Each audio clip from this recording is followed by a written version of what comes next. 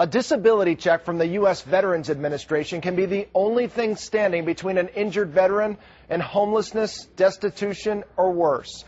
So it's troubling news that veterans are increasingly buried by bureaucratic red tape. Many of these vets fought for our country, and now they're fighting again, this time for their benefits. There's a loud explosion, and I got tossed up against the hull of the vehicle. And I remember the bridge shaking, and I remember thinking that that bridge was coming down. John Wipazinski was a Navy corpsman, a medic, assigned to Marine units that saw heavy fighting all over Iraq. I can hear my platoon sergeant. I can hear him screaming now, corpsman up, corpsman up.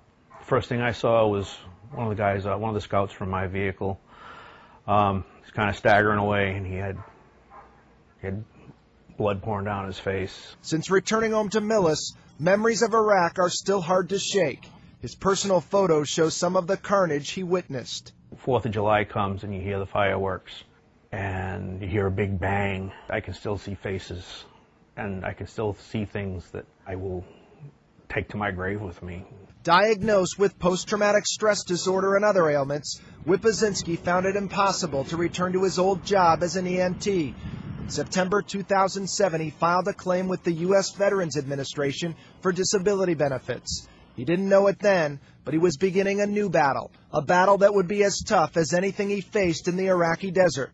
The VA is just dragging, they're just dragging this out and dragging it out, and it's gotten to the point where when I see a letterhead that says JFK Federal Building and the VA's logo on it, I cringe because I don't know what they want next. Wipazinski says the VA lost the first claim he filed. In November the following year, he started over with a new claim. Ultimately, what do you want from the VA? I would like to be compensated fairly for my disabilities that I mean, I didn't have them before I went in. What do you think is going to happen if you don't get some relief from the VA? My wife and I are going to lose our house. We're not going to be able to pay our bills. And I'm going to get worse. It's not just Wipazinski whose claim is delayed.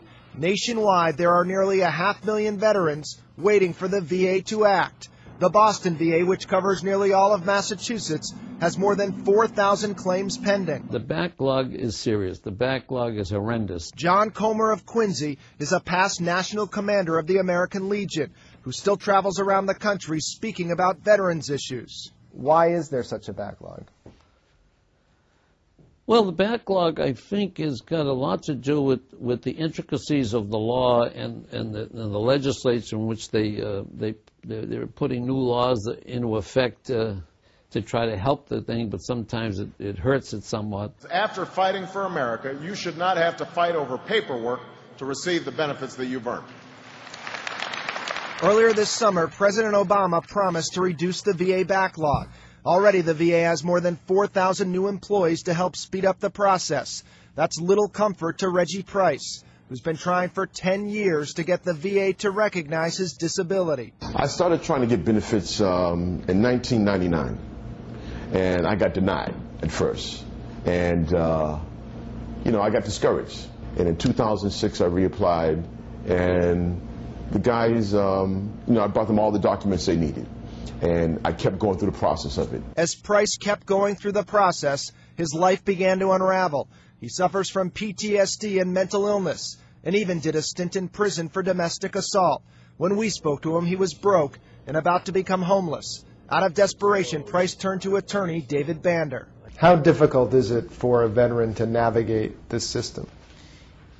It really has gotten to the point of being almost impossible. Do you see things getting worse, not better? They're going to get worse. They're going to take longer because there's that many more cases. We served our country. I saved a man's life. And now I'm sitting here destitute, 80 cents in my pocket. I felt good going to serve for my country. But my country's not taking care of me. In the end, the VA did take care of both veterans we interviewed. After we started asking the VA questions about these cases, the agency agreed that both men are completely disabled because of their military service and entitled to a full disability pension. As for the VA, the second biggest agency in the federal government, no one would go on camera to talk about this story. A department official did tell us the agency is trying to earn back the trust of veterans and reduce the backlog. Coming up Monday at 10, a story about a state home for veterans. Conditions are so bad some residents say they'd rather be homeless. If you have an idea for a Fox Undercover investigation, give us a call. 1-800-TV-FOX-25. I'm Mike Bodette for Fox Undercover.